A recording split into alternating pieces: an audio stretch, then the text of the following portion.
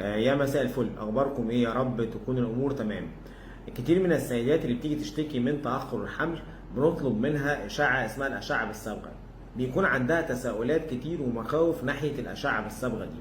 في الفيديو ده هنتكلم عن الاشعه بالصبغه، وايه هي الاشعه بالصبغه، بنعملها ازاي، وبتتعمل امتى، وبتتعمل فين، وهل هي ضاره فيها منها مخاطر ولا لا. الأشعة بالصبغة ببساطة كده هي عبارة إن إحنا بنجيب صبغة، الصبغة دي مادة سائلة شفافة، مش حاجة ملونة زي ما أنتم فاكرين أو صبغة، آمنة، المادة دي آمنة 100%. المادة أو الصبغة دي بنحقنها جوه الرحم، وأثناء الحقن بنصور بجهاز أشعة إكس راي، وإحنا بنحقن الصبغة جوه الرحم. طيب زي كده مثلا انا بحقن الصبغه من تحت هنا من الفاجينا، وبتمشي الصبغه جوه تجويف الرحم، تخرج من الانبوبه على الحوض. طيب انا بستفيد ايه لما بعمل الاشعه دي؟ بستفيد ان انا باخد فكره اول حاجه عن تجويف الرحم بتاعك. هل تجويف الرحم عندك منتظم ولا في مشاكل جوه تجويف الرحم؟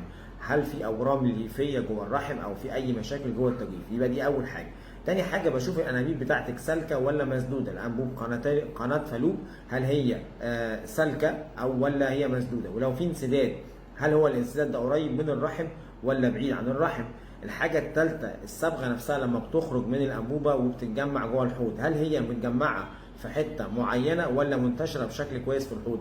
لو هي متجمعه في حته معينه في الحوض ده بيدي اشاره او بيدي معناه ان في التصاقات عندك جوه البطن. المفروض الصبغه بتخرج من الانبوبه بتنتشر بشكل كويس في الحوض.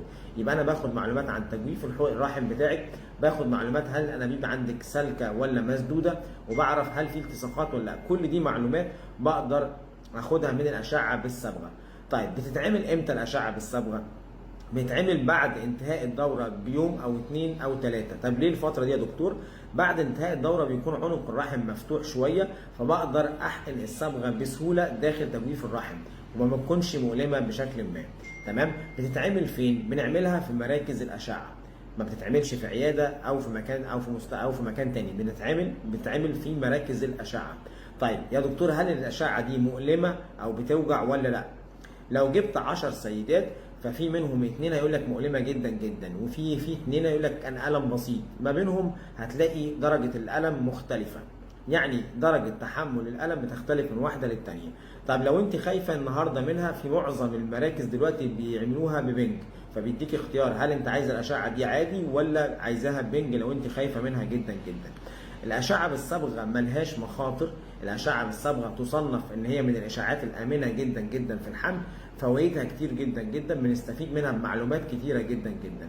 في ناس كتيره فاهمه ان هي ليها مخاطر او هي غلط، وبنسمع ان هي بتعمل مشاكل كتير. الحقيقه ان هي ملهاش اي مخاطر، اشعه امنه جدا جدا ومفيده لينا جدا جدا.